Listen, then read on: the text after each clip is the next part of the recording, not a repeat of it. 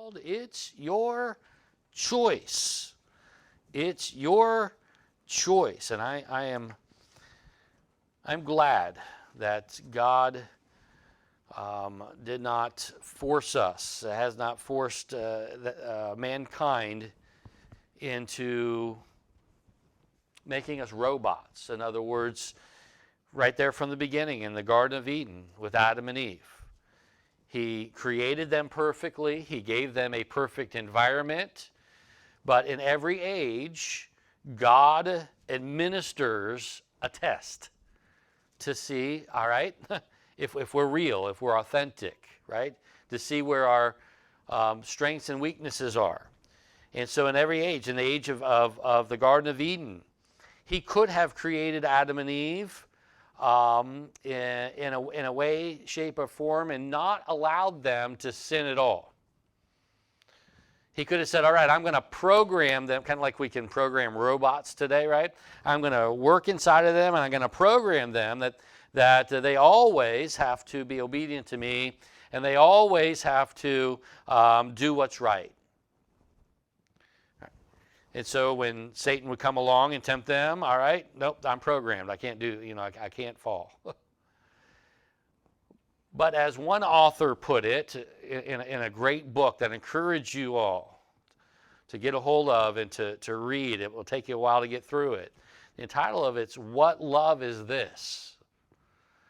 If God had to program us and force us to love Him and to make a right choice, is that really love? Right? If I came to my wife, or actually reverse, maybe God put in my heart here and said, all right, Tanya, all right, you're going to marry Ed, and I'm going to put in his heart that he has to love you, and I'm going to force him to do that. I'm not going to allow. She said, well, then does he really love me? What makes love so special to you and I, right, is when we willingly choose to turn something else away on behalf of the other, right? He's like, man, I'm not worthy of that kind of love. Well, that's what love is, right? And so God there in the Garden of Eden, He gave Adam and Eve a choice and said, look, I created you. I put you in a perfect environment. I've given you authority and dominion over the animals, over the plant kingdom, to work in the garden. And there's just one tree here. The knowledge of the tree of good and evil, right? The tree of the knowledge of good and evil. And the reason why they didn't need to eat of that tree is because God would tell them everything that they needed to know. God is the source of good, right? And everything that's not godly is evil, right? And so as they walked with Him, He could provide that to them, right? And they didn't need to experience that themselves.